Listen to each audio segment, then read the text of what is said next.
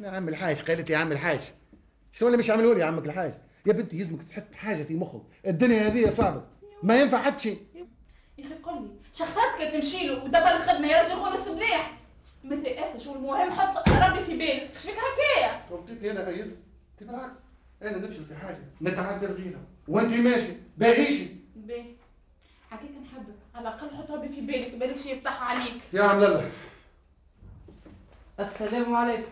وعليكم السلام. شنو ما فتحش ربي؟ مازال ولدي ربي سهل.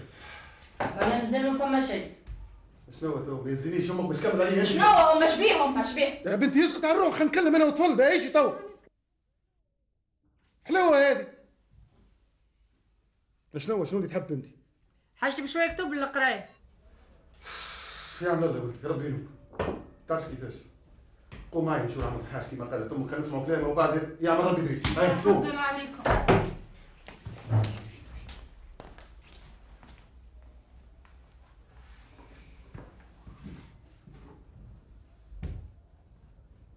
لا سلامتكم. على سلامتك يا عم رشيد. شنو احوالك؟ تفضل سعيد. تفضل احسنت. تفضل. بسم الله. تفضل. شنو احوال صحتك؟ الحمد لله. لاباس عليك ما؟ ان شاء الله خير. شو الخطوه السعيده؟ الله يسعد ايامك. والله ايش نقول لك يا عم رشيد، سقيه حفات وتهذات ونفركز على خدمه ما لقيتش، ونقول لك الحق قريب نيأس. عايش ولدي، رد بالك واليأس. اكبر عدو في الحياه هو اليأس. حرت يا عم رشيد، حرت وحارد ليلي، هذاك علاش قلت لك قريب نأيس. حول ولا قوه الا بالله. قل لي ولدي. نعم. شنو هي امكانياتك؟ هذيك هي المصيبه. المستوى الثقافي على قده كما يقولوا، والصناعي على غالب. ما نحفظ حتى صنع. تعرفش اللي عصرنا هذا عصر المعرفه والعلم والشايد والصنايع زاد. هذيك المشكله، هذاك انا حرت وحارد لي، ايش باش نعمل؟ ايش تحبني نعمل؟ ايه قريب نأيس. لا ما عادش تعود كلمه اليأس، خليك متسلح بالامل. ان شاء الله ماذا بيه. ما فهمتش علاش يا بابا تقولوا تعاود في اليأس، هذه كلمه ما حقاش موجوده. صحيت يا وسيم صحيت. تو تصور لا قدر الله اذا كان ما نتعداش عام في قرايتي نيئسه، بالعكس لازمني نعاود باكثر اجتهاد وطموح باش ننجح. صحيح كلامك يا وليدي. سمعت ما سي سالم؟ قاعد نسمع. نعم. هذه فكرتني في حكايه قديمه ضد اليأس. خير ان شاء الله. شنو هي الحكايه؟ حكايه لنا على شيء. يا سيدي،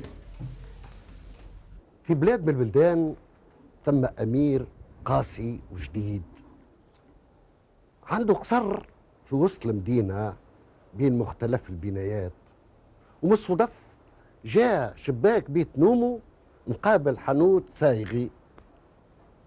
وكانك الصايغي كل صباح يقوم بكري يحل حانوته ويقعد يدعي الرب بصوت عالي.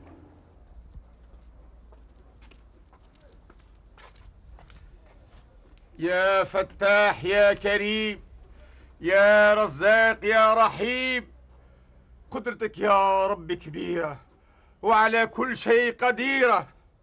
إذا ضاع شيء في البحر لازم يرجع للبر. يا كريم يا رزاق يا رحيم يا رب. وبعد ما يفتح محله يقعد يخدم على روحه، وما هوش عارف اللي صوته يحير أحلام الأمير وفيقه مفجوع، وهذا قلق الأمير وما عادش يتحمل. يا فتاح يا كريم يا رزاق يا رحيم، قدرتك يا رب.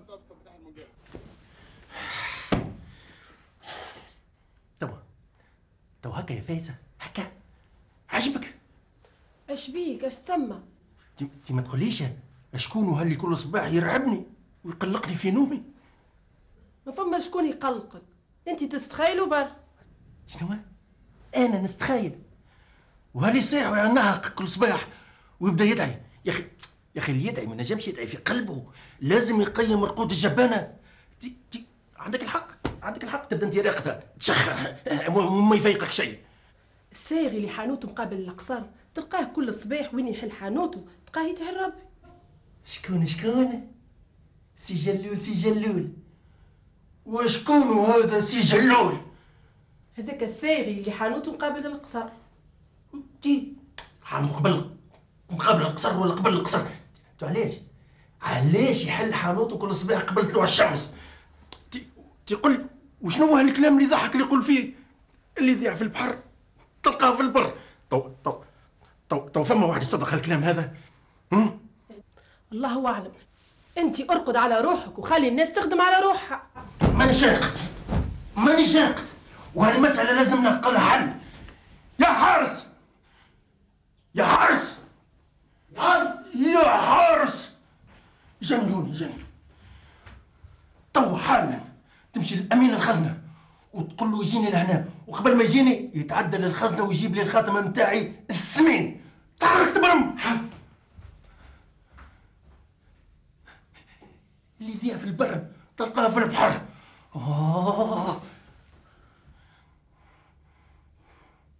وخرج الحارس يجري على هاك الفجر ودق الباب على أمين الخزنة اللي قام مرعوب وخرج يرعش من الخوف.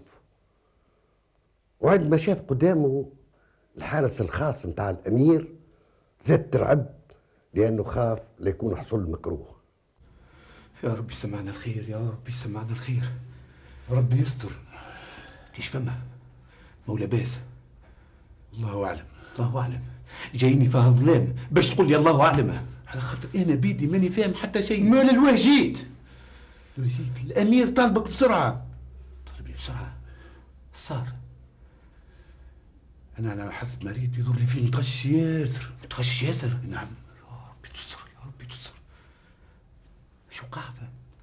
قال لي نادي على الخزان قل له يتعدى الخزنة يجيب لي خاتم اللي فيه الياقوتة الكبيرة. اسمع وانتي ما في بالك بعد شيء؟ لا سامحني، هذه مسائل ما نفهمهاش. تفهمهاش؟ وانتي عمرك فهمت حاجة؟ اخرج عليها. وفي الحين لبس أمين الخزنة حوايجه ومشى مع الحارس للقصر. وقبل لي يمشي الأمير تعدى على الخزنة، خرجك الخاتم ودخل قابل الأمير. وبعد مدة طويلة خرجوا الاثنين وشبوا الحانوت الصايغ. السلام عليكم. سيد الأمير، إن شاء الله خير، إن شاء الله خير. لا ما تخافش ما تخافش، ما ثم كان الخير. سيدنا الأمير حاجته بحاجة عندك. وعلاش تعافيه؟ ما حقوش تحب سيدي بإشارة منه برك نكون عنده في رمشة عين. لا، حبيت نزورك أنا بنفسي في حانوتك في مكان شغلك. يا سيدي هذا شرف كبير ليا والحانوتي زادة. يا سيدي نزلت أهلا كيف وحللت أهلا وحللت أهلا ونزلت سهلا. نحب نكلفك بمهمة قم بها على أحسن وجه، لأنها مهمة دقيقة ورقيقة ياسر. حاضر سيدي حاضر، أوامركم يا سيدي تطبق لي إن شاء الله ربي يوفقني. قول برك يا سيدي. شفت هالخاتم؟ هذا خاتم يسوى ثروة كبيرة يا سيدي. زيد ثبت في الياقوتة اللي في وسطه. ياقوتة ما عندهاش ثمن هذه يا سيدي، هذه تسوى ثروة كبيرة. وعلى هذاك أنا جبته بنفسي لأني نخاف عليه من التلف ومن الضياع. عندك الحق. وهذاك علاش جاك سيدنا؟ ما فهمتكش. نحبك تصنع لي خاتم كيف هذا بالضبط، أما تحط فيه ياقوتة مزيفة باش نلبسه كل يوم، والخاتم الأصلاني نلبسه في المناسبات المهمة. يا سيدي أنا تحت أمرك، وإن شاء الله ربي يوفقني باش نلبي لك اللي تحب سيدي. أما ما نوصيكش رد بالك عليه من الضياع ولا من التلف، لأنه كما تعرف خاتم عزيز عليا ياسر. يا سيدي تهنى نستحفظ عليه أكثر من عينيا وشوية. خاتمك يا سيدي باش يكون في أمان ويرجع لك سالم بحول الله. ها باش نحطه في الخزانة هذه اللي بيحلها حتى كان أنا وما يعرف سرها كان أنا. تهنى يا سيدي، تهنى عليك، تهنى. ما نعرفش نشرب بروحي عطشان. اعطيني كاس ماء. عطشان؟ هيدار يا وليدي، هاتو نجيبك كاس واواني الكل تاع الدار. يا امين الخزنه قل له يسرب روحه، قل له يسرب روحه. حاضر سيدي حاضر. وخرج امين الخزنه لقدام المحل يترقب في رجوع السائغ، وقعد الامير في وسط الحانوت.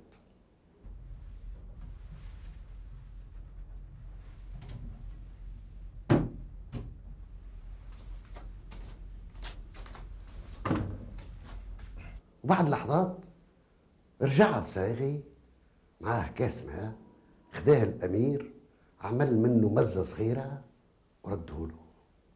مش فاهم سيدي. بارك الله فيك. قل لي قداش يلزمك وقت باش تحضر لي هالخاتم؟ وقت 4-5 أيام. لا 3 أيام برك. وفي اليوم الرابع نحب نجي نلقى الخاتم المزيف حاضر والخاتم الأصلي نتاعي. أما رد بالك لا يضيع منك، وإلا تعرف شنو عقابك عاد. ربي يوفقني يا سيدي، ربي يوفقني يا سيدي. تهنى يا سيدي، أوامرك مطاعة ونحضره في الوقت اللي قلت عليه. لكن سيدنا ما قلتلوش ايش باش يكون أجره إذا كانت تكون الخدمة متقونة ومطابقة للأصل. صحيح. جزيك جزاء كبير، وإن شاء الله تكون فرحان بيه. يعيشك يا سيدي، يعيشك يا سيدي. تهنى يا سيدي على خاتمك. تهنى يا سيدي. وودع الامير وامين الخزنه الصايغي ورجعوا للقصر. وعندما روح الصايغي لداره باش يفطر، شافته مرته على غير عادته، فرحان ياسر.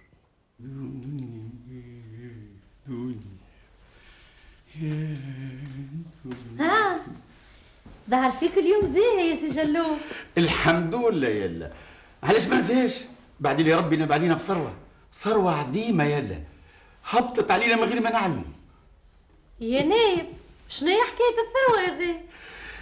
خدمه يلا، خدمه وان شاء الله ربي يعاوني باش نتقنها، باش تكون بدايه خير وبركه.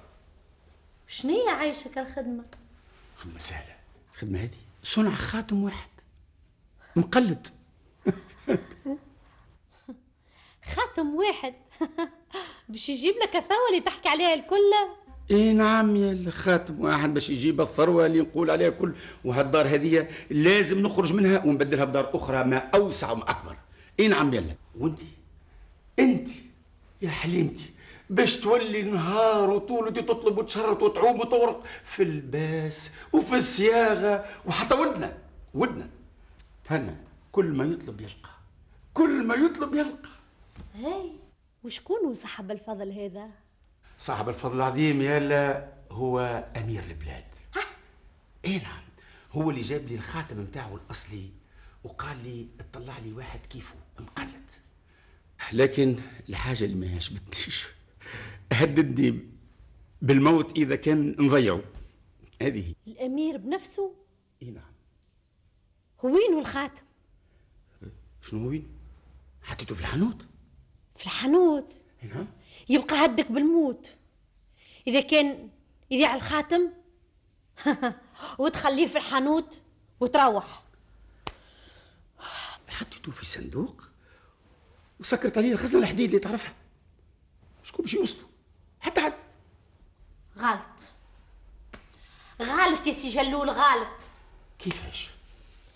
ما يلزمكش تترك المحل ليل نهار حتى تكمل خدمتك الخاتم.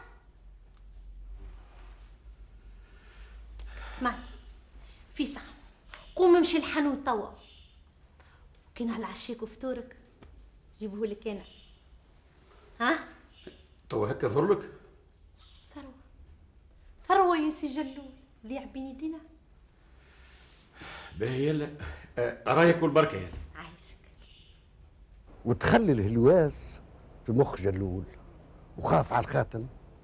من حينه ما كانش من العاكسين، مشى يجري للحانوت حل، واول شيء عمله حل خزانه وجبدك الصندوق الصغير باش يزيد يتهنى على وجود الخاتم. واذا بالمفاجاه الكبيره نزلت عليه، لعبت عليه الدوخه وقريب لطح على طوله، على خاطر لقى صندوق فارغ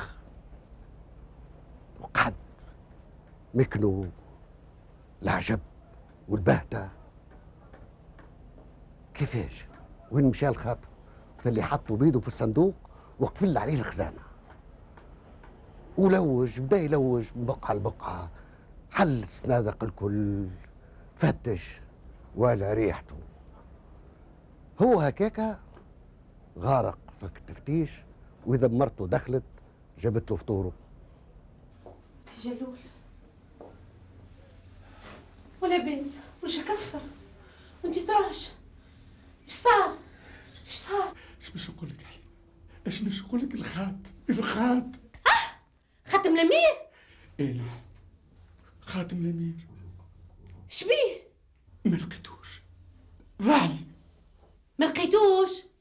مش قلت لك خبيته في الخزنه؟ هذا متحقق منه، هذا متحقق منه 1000%. لا حول ولا قوه الا بالله. اقعد. ما نعرفش وين مشى. هذا اللي خلاني مستغرب. ما نعرفش وين مشى. ليه؟ وسع بالك، وسع بالك، لازم نلقاوه، لازم نلقاوه. وانت تعرف العاقبة.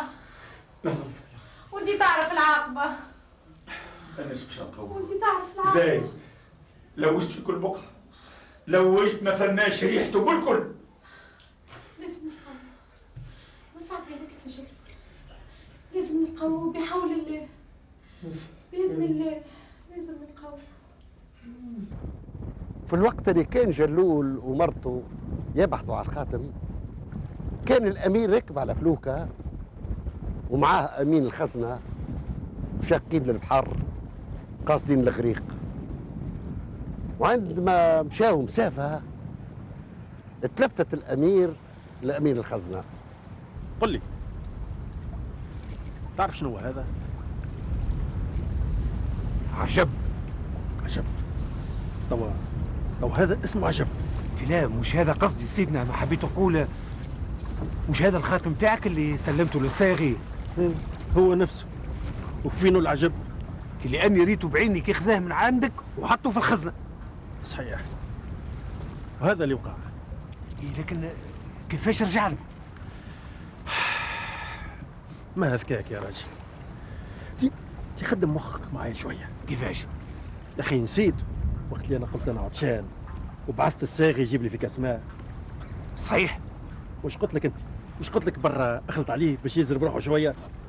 صحيح زاده. اي صحيح. تو تفكرت يا سيدي، تو تفكرت. وقتها بلا مرة قعدت انت وحدك في المحل والخزنه محلوله. صحيت. هيك بديت تفهم. هي لكن سيدنا لوين خذيتوا الخاتم؟ لوين خذيته؟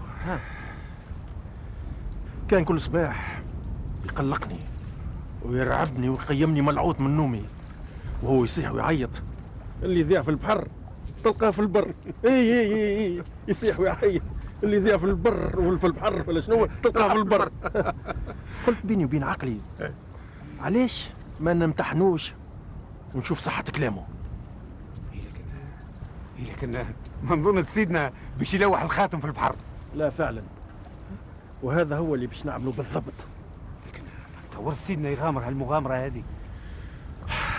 وعطيته في يده 3 أيام، إذا ما يرجعليش الخاتم نقضي عليه وعلى صوته الموحش. لكن يا سيدنا خسارة كبيرة كيف يضيع خاتم ثمين بالصفة هذه.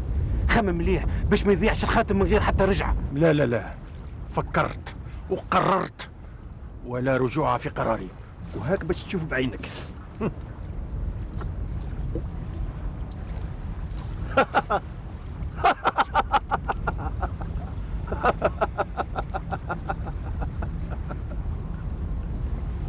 وكان جلول هو ومرته عاودوا عدة مرات يلوجوا في الحانوت، لكن من غير نتيجة. وحس جلول باليأس وتحقق من ضياع الخاتم، وبدأت مرته تخفف عليه وتطلب منه باش يتعلق بالأمل وما يأسش من رحمة ربي. من غدوة فاق الأمير في راحته لأنه ما سمعش شيء يقلقه كما قبل. وعندما قام بعث نادى على أمين الخزنة.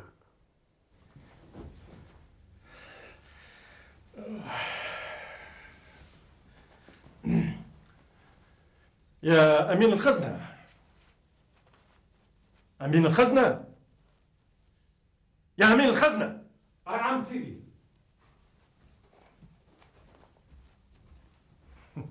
حاضر سيدي.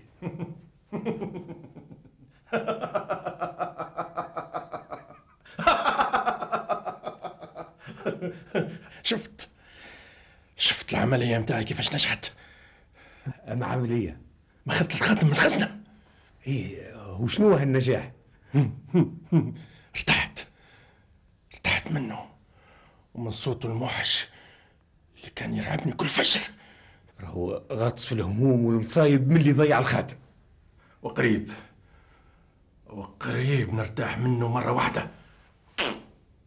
والله مسكين يا سيدنا، راجل إنسان طيب وما يستحقش هالقسوة الكل. اسمعني، أوامر الأمير لازم تنتم مهما كان الثمن.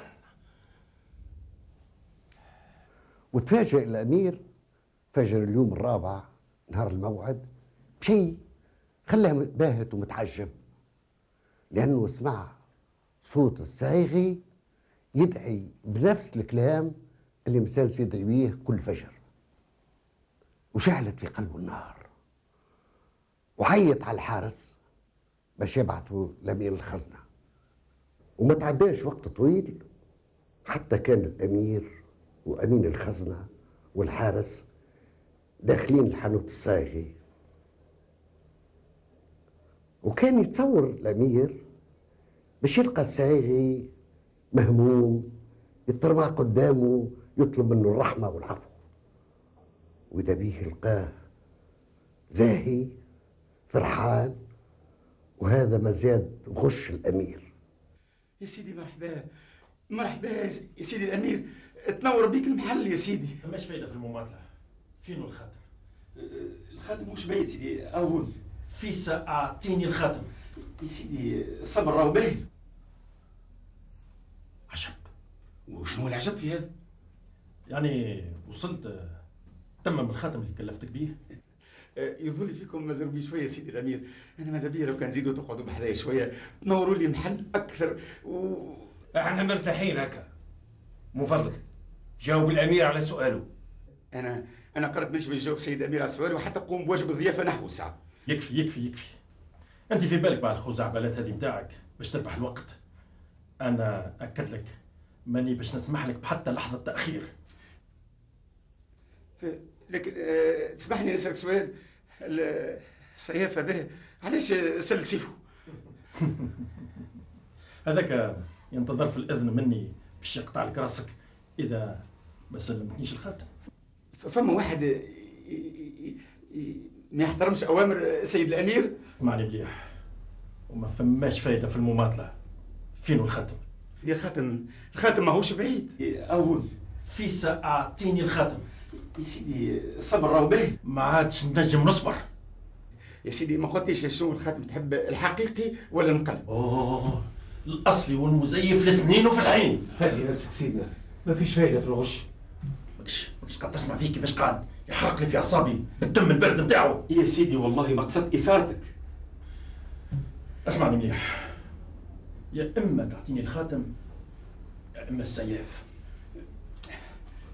يا سيدي الخاتم حاضر يا سيدي. اهو سيدي هذا مقلد يا سيدي.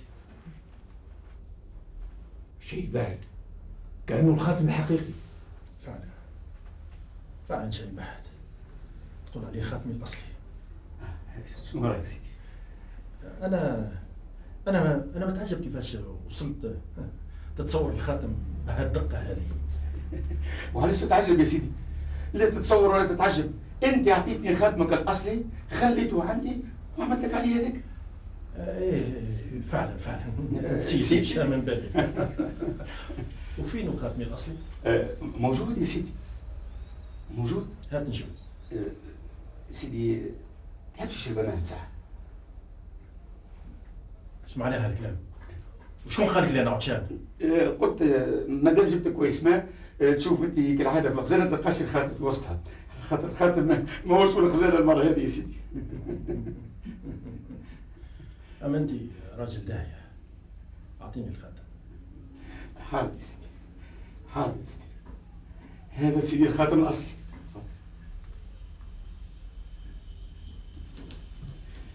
شنو رايك يا سيدي؟ مستحيل، شيء ما تصدقش. ثبت معي، مش هذا خاتمي الاصلي؟ اي نعم سيدنا، هو بالضبط. شفت يا سيدي، صدقت يا سيدي توا القولة اللي تقول إذا ضاع شيء في البحر ولا بد قدرة ربي يرجع للبر. شيء عجيب، فعلا شيء عجيب. لكن قل لي شو وقع؟ كيفاش عملت؟ كيف أيز جلول الصايغي من وجود الخاتم، روح لداره وحبس نفسه فيها مدة نهارين، لا عاد يخرج منها بالكل. عمل ربي في بالك. أنا ممن بربي من هاك العام يبتي، الإيمان بالله. سلم أمرك لربي، اللي يتكل عليه ما يخيبوش. اللي يعمل ربي مليح، هذاك هو. ما ثم كان الخير إن شاء الله. أيوه والوقتاش أنت بلاش ماكلة لتو؟ ما عيني في شيء يا مرة، ما عندي شاهي بكل. فيه عينك في حد شيء وأنت نهارين بلاش ماكلة. حوت أول حي حوت يا حوت يا حوت. تعال قديه الحوتة عايشة؟ كانت كأنها الحوتة الكبيرة هذه دينارين. لا دينارين برشا، دينار يا حبيبي. بالله هز ما حشمكش هو على خاطر. عايش تفضل، يعيشك يا سيدي، بارك الله سلام. فيك. عايشك.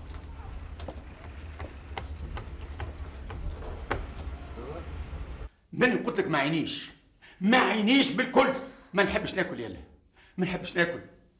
اش مازالي في عمري، اش مازالي نهار واحد. استغفر الله يا رجل، استغفر الله. غدوة يحلها ربي. خلات حليمة الحوتة وبدأت تنظف فيها، وإذا بها تلقى في كرشها حوتة أخرى صغيرة. طلعتها وبدأت تنظف فيها هي زادة، وإذا بها تلقى في كرشها حاجة كي الخوصة هكا مسخة. حطتها بجنبها وقعدت تنظف. في هاك الوقت دخل ولدها سالم.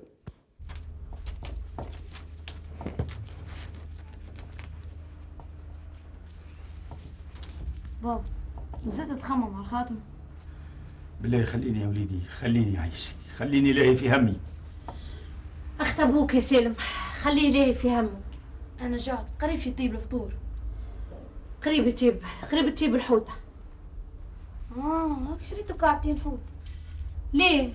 مش كعبتين، كعبة واحدة، لكن لقيت واحدة الأخرى لقيت في وسطها حلقة. ترى شو؟ أعطيها لي نغسلها لعلها تصلح الحاجة. هاي خذ ولتيحي.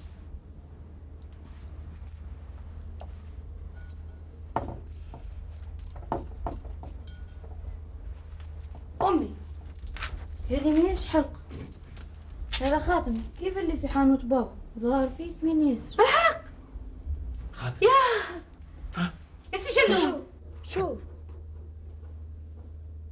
يا سبحان الله، يا سبحان الله، هو بيده خاتم الأمير، خاتم الأمير. زغرت يا حليمة، القينا الخاتم، القينا الخاتم زغرت. هو بيده، زيد زغرت يا حليمة. لكن ايش مجيبه في البحر؟ وش موصلوا كلش حوته؟ يا سبحان الله، هذا سر من عند ربي. الحمد لله على هالساعة يا سي جلول، الحمد لله. الحمد لله، الحمد لله، الحمد لله. شوف يا حليمة، الليلة نمشي الحانوت وما يطلع صباح إلا من كمل الخاتم الآخر المقلد، وما يجي الأمير إلا ما يلقى الأصلي متاعه والمقلد الاثنين مع بعضهم. بعد ما قمت على الصباح بكري وكملت الخاتم متاعي، حليت الحانوت وخرجت وقفت قدام الباب وهزيت يدي ربي وبديت ندعي ونطلب في ربي حتى تقوم انت. يا سبحان الله، يا سبحان الله. أما أنت راجل صالح، وسامحني في الشيء اللي عملته معك. اسمح يا سيدي اسمح، وانا نطلب منك زاد يا سيدي. يظهر لي توا سلان الصيف ما عادش عنده محل. شكرا يا سيدي. ما عادش عنده موجب. ما عادش عنده. وفي عوض الصيف سيدنا المكافأة. نعم، في عوض الصيف باش نكفيك مكافأة كبيرة، يعيش. وانت في الحقيقة جدير بها. يعيشك سيدي، بارك الله فيك يا سيدي أمين. يعيشك.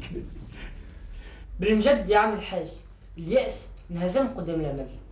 يا وليدي، ما دام الإنسان عنده رفق في الحياة يلزم الأمل والطموح يكونوا معيشته في الدنيا، ما كانش يموت بالحياة. صحيح يا عم رشيد، والله بالحكايه هذه حييت هكا في نفسي الامل وبحثه من جديد. على كل حال من ناحيتي أنا نعمل جهدي باش نعاونك وربي يجيبنا في الصواب. بارك الله فيك وربي يطول في عمرك ان شاء الله. عايشك. قل لي، نعم، تستحقش توا حويجة تستعان بها حتى ربي يجيبنا في الصواب؟ لا يا عم رشيد، الساعة هذه الحمد لله، الله يكثر خيرك. لا يا رجل شد، خذها نصيب. لا لا ولا مصاري يا عم رشيد. خذها نصيب استعان به حتى ربي يعمل لي. بارك الله فيك. صاحب التاج يحتاج. ربي يكثرها عليك يا عم رشيد. وربي يكون في عون العبد ما دام العبد في عون أخيه. وإلى اللقاء إن شاء الله في حكاية أخرى. السلام عليكم ورحمة الله.